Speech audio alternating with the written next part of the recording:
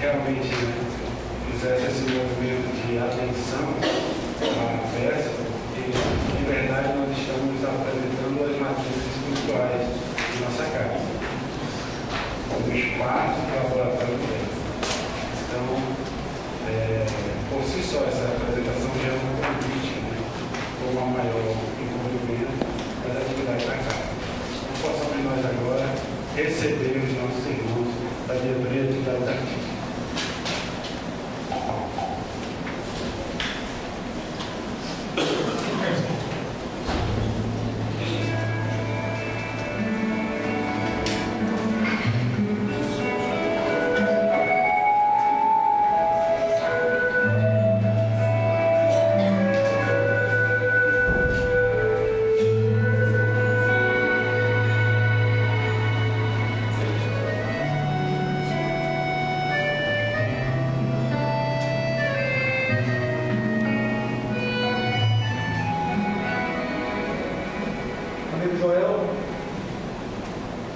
Sejam bem-vindos à Casa Bendita, prezados companheiros. Grato sou a Jesus por permitir esse nosso. Eu me associo à tua gratidão por estarem novamente juntas às nossas vidas e a paz do Mestre nos envolve. Então, essa é nossa irmã Clarice. Sim, Joel. E também agradeço a Jesus a oportunidade de estar aqui em missão de aprendizado. Clarice Tex, equipe incumbida de semear a proposta espírita no interior do nosso grande estado. Atualmente está diretamente envolvida na implantação de um espírita cristão em aprazível cidade amazonense. E certamente é uma grande oportunidade de ser útil à coletividade. Sem dúvida.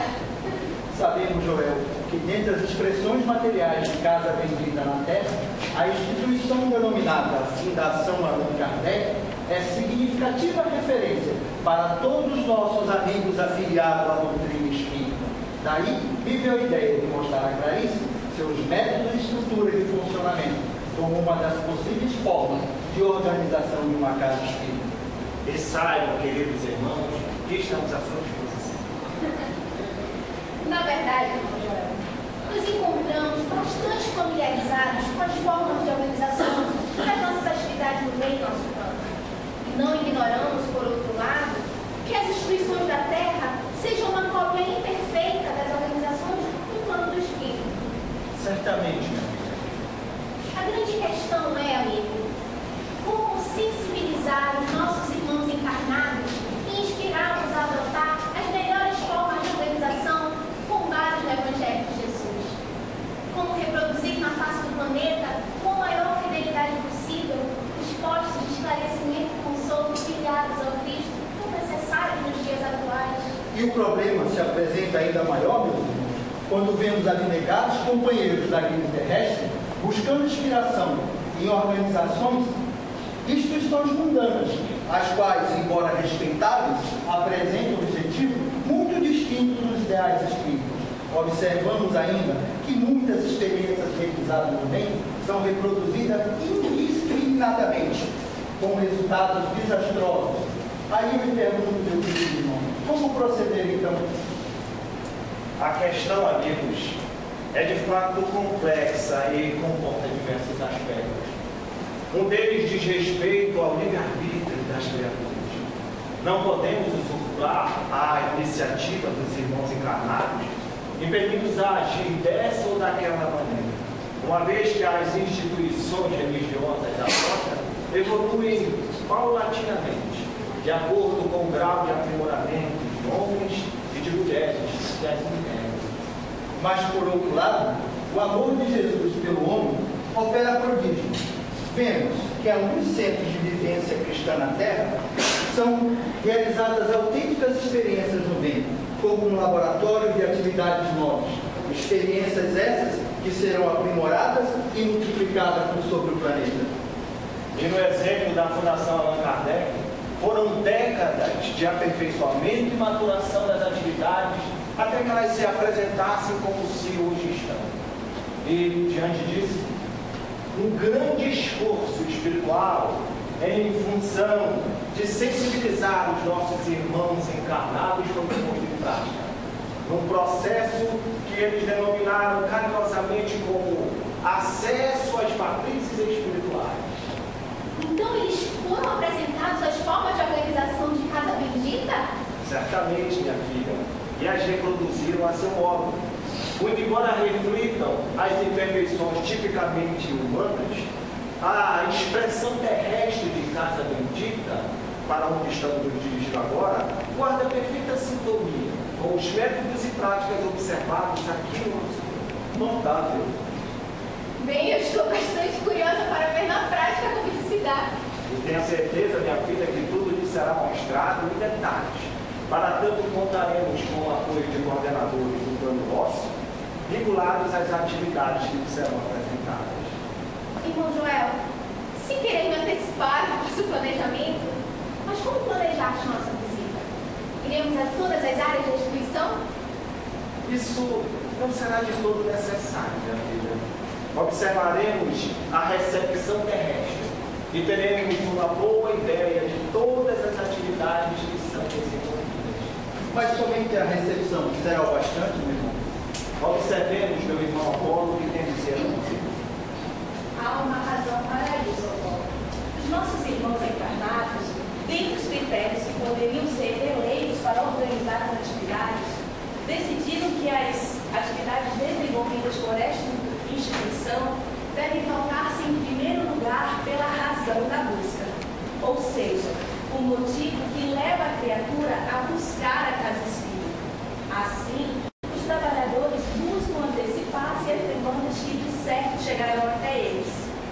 Nessa perspectiva, a atividade de receber a criatura assume vital importância, pois se trata de identificar a razão pela qual houve a busca pelo apoio que é proporcionado pela casa espírita e também de encaminhar para os próximos passos do atendimento. Quando idealizaram os procedimentos de recepção dos nossos encontros do plano material, se recordaram com muito acerto da inovidável Casa do Caminho, primeiro núcleo cristão na face da terra, e sempre estava de portas abertas para receber todos aqueles que procuravam auxílio e refúgio. Por esta razão, esta atividade foi denominada muito apropriadamente como acolhimento, que é composta da recepção, da entrevista e da orientação inicial. Irmã, creio que nesse momento tão delicado do acolhimento, o máximo de fraternidade deve ser expressado. De fato, esse é um momento singular. O trabalhador do acolhimento deve proporcionar um clima de empatia e confiança, para que o acolhido possa abrir o seu coração com franqueza. A postura do tarefeiro é a de quem ouve com sentimento, acolhendo a dor do irmão sem reservas. Nesse momento, é pouco aconselhável a oferta de respostas prontas ou soluções imediatas para os problemas que ali estão sendo apresentados. E a inspiração evangélica para esse proceder nos foi ofertada pelo próprio Cristo, quem inúmeras vezes indagou a todos aqueles que o procuravam nos inesquecíveis termos: o que queres que eu te faça? E como são classificadas tais situações? Para mim parece uma tarefa extremamente difícil, pois cada indivíduo é único, traz consigo anseios e dificuldades próprias, e os motivos são diversos que levam a criatura a procurar uma casa espírita. Muito bem observado, meu irmão. Mas é impossível estabelecer uma sistematização e uma classificação dos motivos que levam a criatura a buscar a casa espírita. E nossos irmãos encarnados, inspirados pelo alto, estudaram com afinco os registros das pessoas que buscaram a casa em busca de socorro e conseguiram assim, à luz da doutrina espírita e principalmente à luz do Evangelho de Jesus, estabelecer 4 grandes grupos de necessidades, de razão da busca. Quais são, Joel? Nesse momento, acredito ser mais apropriado observarmos os nossos irmãos encarnados, até mesmo para compreendermos melhor a lição. Acompanhemos o caso que se aproxima.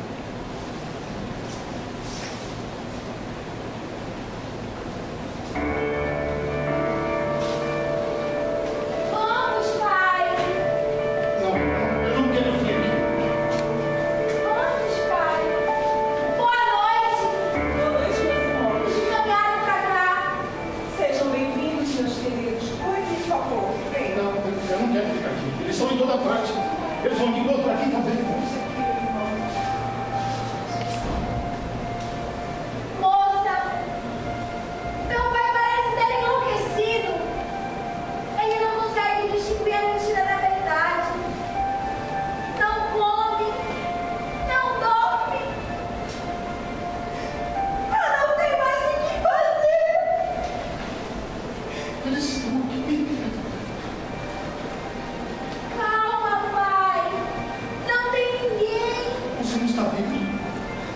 estão aqui.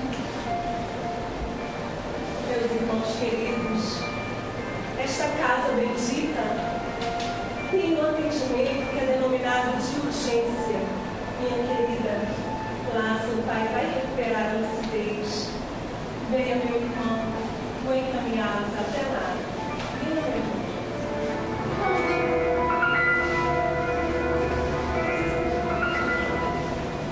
Joel, parece-me um caso de obsessão severa, quase sob julgação.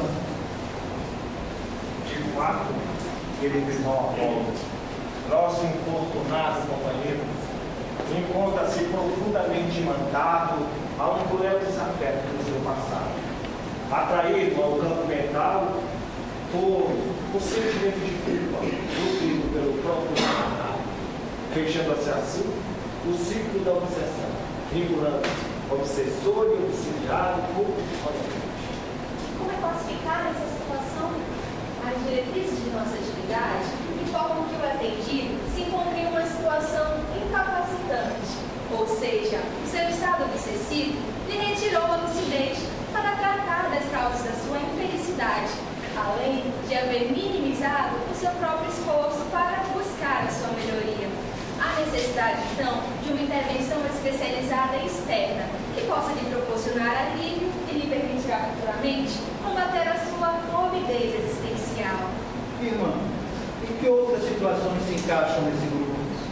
Nos casos de subjugação em si, onde a criatura vai incorporar sem controle.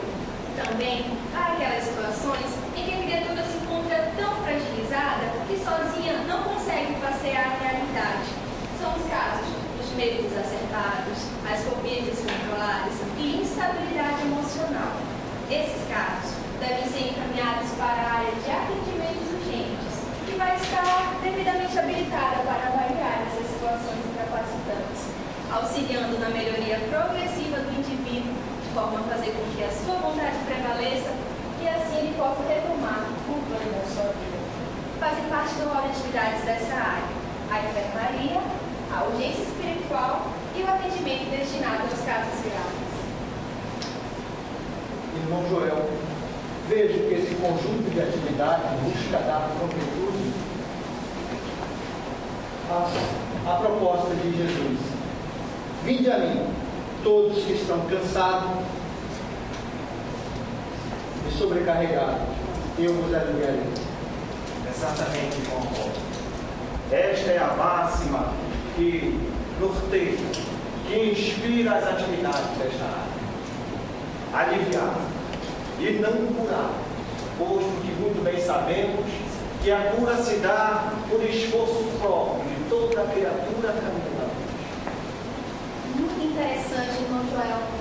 Então, uma vez que a criatura apresenta melhora e recobrando a lucidez, quais são os próximos passos?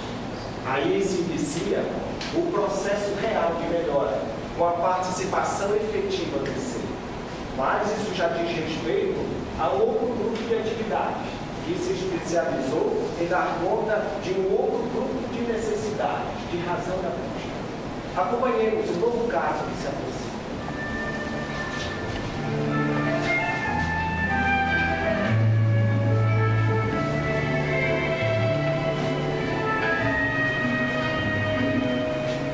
Boa noite. Bem-vinda à nossa casa. Como se chama? Joana. Joana. Por favor, sempre se fica à vontade. O que podemos fazer por dia, Joana? Nem sei se eu deveria estar aqui. Me pergunto se eu não estou equivocado em ser o conhecimento da minha família. Eu nunca vi um lugar desses. Olha, não te inquietes. Eu estou aqui para te ouvir, tudo bem? Francamente, eu não sei. Eu sinto que minha vida perdeu sentido depois que meu marido faleceu. Não sei mais o que fazer. Os meus filhos até tentam me ajudar, mas a tristeza e a solidão são minhas companheiras constantes ao longo dos meses. Eles falam que eu tenho que me desfazer das roupas do meu marido. Mas eu acho que isso é uma afronta à memória dele, um desrespeito. Quanta falta eu sinto dele. Tão difícil é viver sem ele.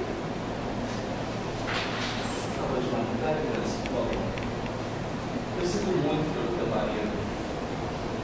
Mas me diga uma coisa: o que teus filhos têm feito para te auxiliar? Eles inventam 1000 coisas para me tirar de casa. Viagens, passeios constantes, até faculdade sugeriram que eu faça. Mas eu cuido de nosso lar como se meu marido já estivesse aqui. É tudo tão doloroso. E aí, irmã? Você já parou para pensar se isso está fazendo bem a ele? Você sabe muito bem que todas as religiões cristãs acreditam na continuidade da vida após a morte. E seu marido, então, neste momento, ele se encontra numa outra dimensão. E lá onde ele está, com certeza ele não precisa desses objetos e dessas roupas que você busca guardar em memória a ele. Mas é tudo aquilo que me faz lembrar dele, dos momentos que vivemos juntos. Eu entendo bem, Joana. Mas pense por quê? Todas as coisas que lembram a ele, seus momentos com ele, esses objetos e roupas que trazem esse sentimento, não está aí verdadeiramente um sentimento. Mas assim, dentro de você, com a posse ou não desses objetos, você sempre lembrará dele, não é verdade? Pensando por esse ângulo, sim. Pois bem, e mais uma coisa, tenho certeza de que pelo amor que vocês sentem um pelo outro, ele não gostaria de ver você sofrendo dessa maneira. Você acha que ele consegue me ver? Acho não, tenho certeza que ele consegue te sentir. Ora, pelo amor que ele sente por você, ele não quer ver você sofrendo. Você não acha? Bem, pensando assim, por esse lado, até eu sinto um certo alívio. Eu preciso conhecer melhor um pouco de tudo isso. Como é que essa casa pode me ajudar? Pois bem, tudo que você está me relatando agora neste momento, parece o ideal que você participe do estudo do Evangelho segundo o Espiritismo. O que eu devo fazer para isso? Bem, hoje você será encaminhada para a orientação inicial. Lá você assistirá um vídeo sobre a função do Kardec, conhecerá mais um pouco sobre nossa casa. Depois haverá a administração do passe e a distribuição da água purificada. E na próxima semana, quando você retornar a casa, você já será encaminhada ao estudo do Evangelho. Tudo bem? Ok, obrigada. De nada, não precisa agradecer, Joana. Por favor, venha comigo, ele é levado para lá. Acredito que já temos os elementos suficientes para definir o quadro apresentado. Nossa irmã tomou nossa carta por estar vivenciando as patologias comportamentais, segundo as terminologias adotadas pelos nossos irmãos encarnados. Patologias comportamentais, Joel? Que vem a ser isso? São atitudes, condutas e sentimentos equivocados que nascem de estados enfermizos da alma. Posturas essas que acabam por acarretar ao indivíduo desconforto íntimo, sofrimento aos outros e comprometimento perante as leis naturais. São as respostas equivocadas que muitas das vezes nós apresentamos diante dos desafios impostos pela vida e que acabam por nos comprometer ainda mais. Nesse caso em questão da nossa pobre irmã viúva, ninguém poderá duvidar da dor em que ela se encontra mergulhada. Porém, se formos analisar mais profundamente a questão, talvez encontraremos um orgulho a guiar, uma surda revolta que faz com que ela tenha dificuldades em aceitar a perda do marido e nem se esforçando para tal. Encastelada em suas convicções, ela não consegue dar ouvido aos seus filhos e principalmente não consegue divisar o horizonte de paz. Amigo, qual o caso de assistência para esse tipo de situação? Apoio à melhoria interior. Uma atividade a longo prazo na qual, através do estudo e das reflexões acerca dos temas imorredouros do Evangelho de Jesus, o indivíduo é levado a uma reflexão sobre a sua conduta, de maneira a realizar o seu progresso interior. Desta forma, paulatinamente, ele consegue desatar os nós que a sua própria incúria criou. Esses encaminhamentos também servem para aqueles casos em que o indivíduo encontra-se mergulhado nos sentimentos de ódio, orgulho, egoísmo, nas quais ele ainda nutre sentimentos de vingança, nas situações em que ele preserva as inimizades e as antipatias, ou ainda nos casos em que ele sofre sentimentos de perseguição, e também nos casos em que ele está mergulhado nos tormentos compulsivos do álcool, do sexo, das drogas, entre outros. Ou seja, para todas as nossas chagas morais. Sem dúvida. E olha só, em nossa casa, esta é a área que é a mais procurada. Porém, o encaminhamento sempre será o mesmo, de fortalecer o indivíduo na sua reforma íntima, fazendo com que assim ele possa se manter firme em seu progresso interior e evitando que ele caia nos tormentos humanos. Lembra-me essa proposta de trabalho? A série de advertência do Cristo: vigiai e orai, para que não entreis em tentações. O espírito, na verdade, está pronto, mas a carne é fraca. Exatamente, Apolo. Esta é a inspiração evangélica para as atividades desta área, que compreendem basicamente o estudo da obra O Evangelho segundo o Espiritismo e o acompanhamento individual do assistido. Irmão Joel, temos tratado até então de situações envolvendo adultos, mas eu me pergunto, como ficam as demais faixas etárias nessa divisão de tarefas? Só não se esqueça, minha filha, que até agora, como lhe foi mostrado, a casa é estruturada a partir do critério razão da busca. Não por isso deixamos de lado o critério faixa etária, o que lhe será mostrado agora. Mas então você poderia explicar isso melhor? Claro. Isso significa que nas grandes atividades as tarefas são classificadas conforme as faixas etárias, de maneira a atender às características comportamentais que cada ciclo vivencial o espírito comporta. Desta forma, as tarefas devem ser especiais quando se referem ao atendimento das crianças em desequilíbrio. É o que, no plano encarnado, os nossos irmãos chamam de assistência espiritual infantil. O quadro de aflição é o mesmo: espíritos na fase infantil portando patologias comportamentais. Porém, o mecanismo de atuação é diferenciado, posto que a criança ainda é muito dependente dos pais e dos responsáveis, muitas das vezes copiando os comportamentos desequilibrados. Desta forma, a atividade precisa trazer para a reflexão os pais e os responsáveis. O mais importante nesse sentido é convidá-los a uma reflexão acerca da missão divina na qual eles foram colocados, a missão da paternidade e da maternidade.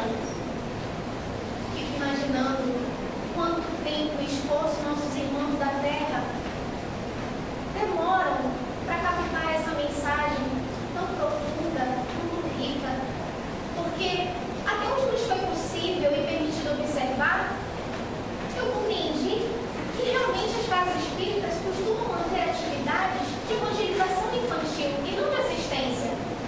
Minha irmã, esse seu raciocínio está muito correto e demonstra a necessidade de que o movimento espírita precisa muito discutir esse assunto, posto que problemas espirituais não atingem apenas os adultos.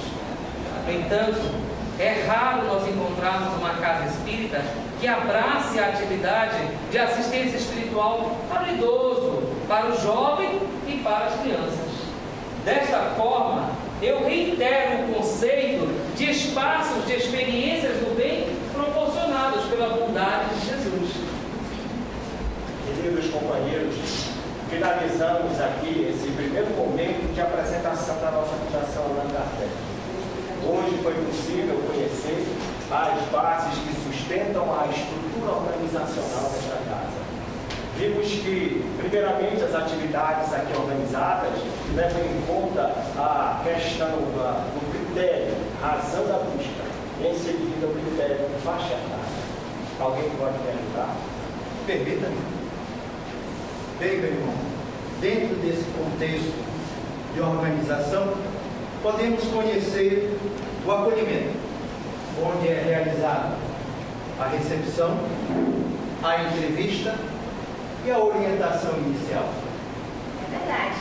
Mas nós vimos também o atendimento às urgências, o apoio à melhoria interior e a assistência espiritual infantil. Encerremos então esse nosso encontro. Em próxima oportunidade, voltaremos a nos encontrar esses corações queridos, cujas vidas estão recheadas de dramas, as quais conhecemos hoje minimamente. Caminhemos.